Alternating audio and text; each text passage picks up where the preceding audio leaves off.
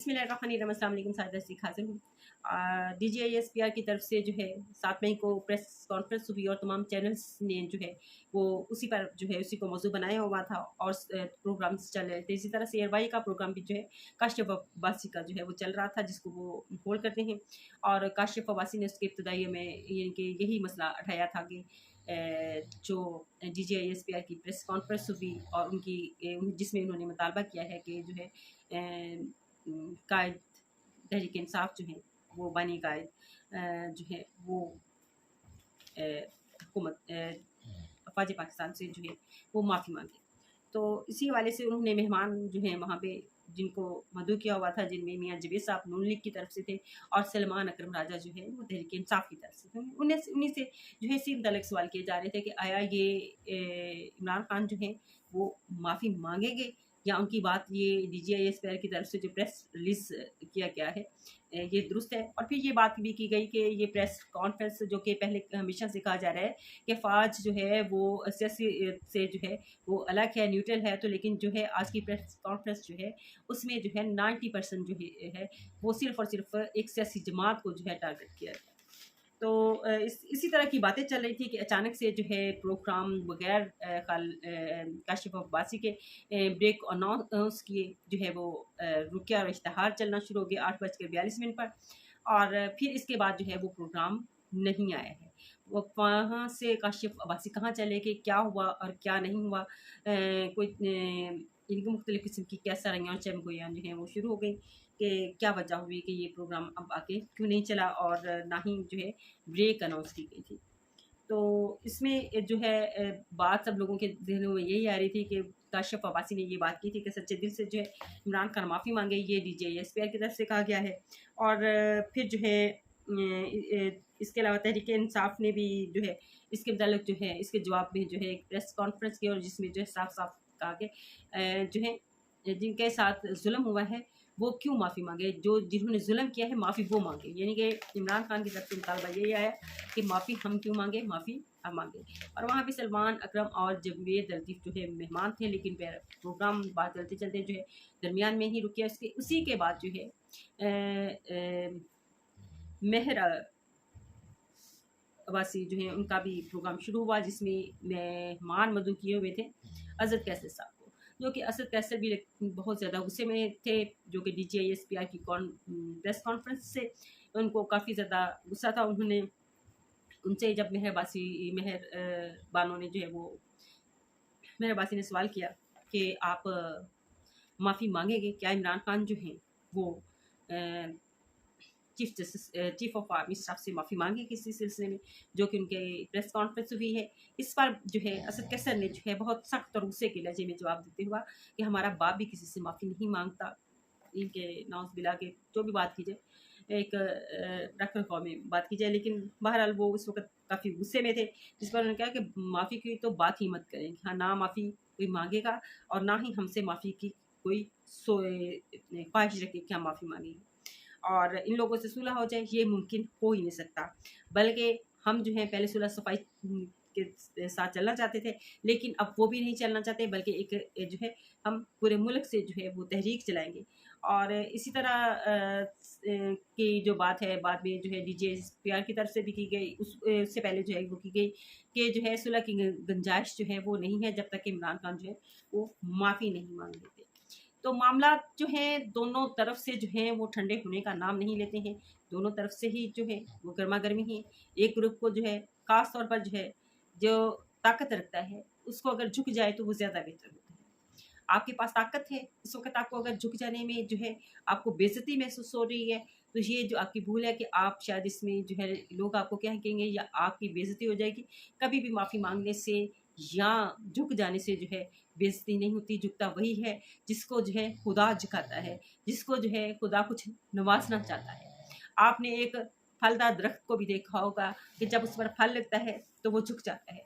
तो अगर झुकने में जो है किसी का भी अगर कुछ नहीं जाता है। युक्ता वही है जिसको अल्लाह ताला ने नवाजना होता है। इस बात को ज़हनों में रखते हुए जो है ताकत रखने वाले ख़ासतौर पर जो लोग हैं, उनको जो है कुछ मामलों में पीछे हट जाना चाहिए। बजाय इसके ज़ाती मफादात की खातर जो है आप कौम के मफादात को जो है कुचलने की कोशिश कर रहे हैं, एक सियासी जमात को कुचलते हुए।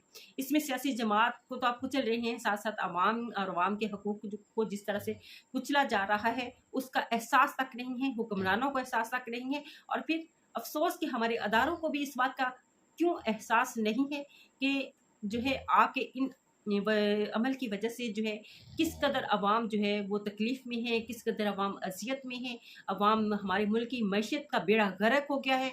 हम जो है इस वक़्त पाकिस्तानी जो है 25 करोड़ अवाम पर जो है कर्ज़ा की अगर डिवाइड किया जाए तो एक शख्स पर जो है 2,88,000 रुपए का वो मकरूज़ है। और टैक्स देने वाले जो हैं वो आम इंसान यानी कि आम लोग हैं, आम तबका है, छोटा तबका है, सरकारी मुलाज़मीन हैं जो टैक्स देते हैं। टैक्स की छूट बड़ों को तो मिल जाती है, लेकिन एक छोटे और सरकारी मुलाज़िम को या आम शख्स को जो है वो छूट नहीं दी जाती, जिसकी बिना पर जो है बहुत सारे जो है उसको जो है माशी तौर पर मसाइल से गुजरना भी पड़ता है। और टैक्स जो है छोटे लोगों से जो है वो इतनी बड़ी मकदार में वसूल नहीं कर सकते, जिस तरह से आप बड़े-बड़े लोगों से जो है वसूल कर सकते हैं, जिनको कि माफ़ कर दिया जाता है, टैक्स भी माफ़ वहाँ पे हो जाता है। तो बात तो वहीं पे आगे ख़त्म होती है कि आप सल्लल्लाहु अलैहि वसल्लम ने ये कहा था कि जिस माशरे में जो है इंसाफ ख़त्म हो जाए तो उस माशरे की जो है तबाही बर्बादी जो है उसका मुकद्दर बन जाती है। तो कुछ ऐसा ही सीन जो है हमारे मुल्क के साथ हो रहा है। यहाँ पे नाइंसाफ़ी है, यहाँ पे लाक़ानूनियत है, यहाँ पे जो है ताकत के बलबूते पर जिसकी जो ताकत है वही सब कुछ हासिल कर सकता है। यहाँ पर आप कहीं भी चले जाएँ, आपके पास आपका रेफ़रेंस नहीं है तो कोई भी आपकी बात सुनने वाला नहीं है। हमने पाकिस्तान या कायदे-आज़म ने पाकिस्तान इसलिए नहीं बनाया कि जो आज के हालात पाकिस्तान के हैं, क्या कायदे-आज़म ऐसा चाहते थे कि पाकिस्तान इस तरह का हो? कायदे-आज़म किसी तौर पे भी नहीं चाहते थे। अब जिन्ना हाउस के बारे में जो है 9 मई के हवाले से कि जिन्ना के जो हमारे पाकिस्तान को बनाने वाले जिन्ना कायदे-आज़म उनके जिन्ना हाउस को जो है वो निशाना बनाया गया, उसकी तोड़-फोड़ की गई। तो जिन्ना को तो कायदे-आज़म को तो वहाँ पर रहने की इजाज़त भी नहीं मिली। और फिर इसके अलावा जो है अब उनके जो है नवासे-नवासियाँ तो इस वक़्त जो हैं वो किराए के मकानों में रह रही हैं। तो आप उस जिन्ना हाउस का क्या नाम रखने से क्या फ़ायदा? और फिर इज़्ज़त और तकरीम जो है अगर तब होती कि कायदे-आज़म जो हैं वो वहाँ पे ठहरते तो हमें भी मोहब्बत जो है अब भी है। जैसे कि हमें अपने जवानों से बहुत मोहब्बत, हमें अपने आर्मी के जवानों से बहुत मोहब्बत है। और किसी तौर पर भी जो है क्योंकि इतनी गर्मी में, इतनी धूप में जो है वो कोई भी पार्टी हो, वो चाहे मुस्लिम लीग नून हो, चाहे पीपल्स पार्टी हो, किसी के भी तहरीक इंसाफ हो, किसी के भी अरकान कभी भी नहीं चाहेंगे कि जो है हम अपने मुल्क के अदारों के खिलाफ जो है जाएँ। लेकिन जो है जब बात आप नाइंसाफ़ी की करेंगे, कानून की बालादस्ती नहीं होगी, आइन की बालादस्ती नहीं होगी, लोग कानून पर अमल पैरा नहीं होंगे, तो हालात यही होंगे। और फिर इससे भी अबतर हो सकते हैं जब अवाम को जो है उनके खाने-पीने की ज़रूरियात जो हैं वो पूरी नहीं होंगी और हालात उसी तरफ जा रहे हैं जो कि मसाइल जो हैं उनसे निपटें। ये बेहतर है कि मुल्क की मफादात को सोचें, मुल्क के लिए सोचें कि आगे हमने करना क्या है। हम सिर्फ़ आपस की लड़ाई फ़लाँ मुझसे माफ़ी माँगे और फ़लाँ मुझसे माफ़ी माँगे, इसी बात पर जो है आगे लेके चल रहे हैं। और एक सियासी जमात जो है वो अपना सियासी फ़ायदा हासिल करने के लिए जो है वो 9 मई का वाक़या जो है उसको इस्तेमाल किए जा रहे हैं। तो इससे साफ ज़ाहिर हो रहा है कि 9 मई के वाक़यात में जो है कौन लोग मुलव्वस हो सकते हैं। तो इसकी यकीनी तौर पर जुडिशियल इंक्वायरी का होनी चाहिए और जो असल मुल्ज़मान हैं उनको कैफ़ी किरदार तक पहुँचाना है चाहिए।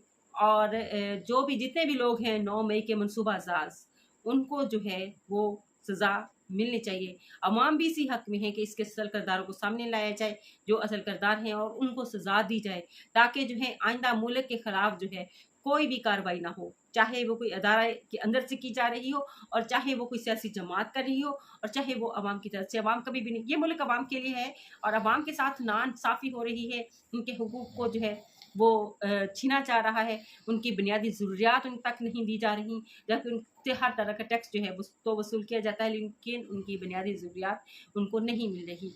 जो बड़ी-बड़ी जो प्रोटोकॉल हैं, जो जो बड़ी बड़ी गाड़ियां हैं सिर्फ अपने लिए हैं, और ये कर्जे यहीं पे जो लिए जाते हैं यहीं पे आकर ख़त्म हो जाते हैं। और ये आपने अमूमन देखा होगा कि सड़कें बन रही हैं, एक तरफ से बनाई जा रही हैं, दूसरी तरफ से जो है गटर बनने शुरू हो जाते हैं, तीसरी तरफ से ये क्या तरीक़ेकार है कि आप लोगों ने जो है एक तरीके से चलें, एक समित में चलें कि पहले आप सड़कें, एक मिसाल दे रही हूँ कि सड़क के जो पाइपलाइन है उसको पहले बिछा लें, फिर उसके बाद सड़क बनाई जाए। हमारे यहाँ पहले सड़क बना दी जाती है, फिर जो है अगली आती हैं तो वो सड़क को तोड़ते हैं और पाइपलाइन बिछाना शुरू कर देते हैं। ऐसे में मुल्क का पैसा भी ज़ाया हो रहा है, अवाम को भी ज़लील किया जा रहा है, और इससे क्या फ़ायदा हासिल हो रहा है, किसको फ़ायदा हो रहा है? अवाम को कोई फ़ायदा नहीं हो रहा है। अवाम के साथ जो कुछ हो रहा है, ये अवाम जो अब तक बर्दाश्त कर रहे हैं, और ये इनकी हिम्मत है। जिस तरह से जो है गैस के बिल आ रहे हैं उनकी आमदन से ज़ायद, जिस तरह से बिजली के बिल आ रहे हैं उनकी आमदन से ज़ायद, पेट्रोलियम मसनूआत में जो है आए दिन इजाफा किया जा रहा है। अवाम को जो है वो किसी तरह का कुछ भी रिलीफ नहीं है।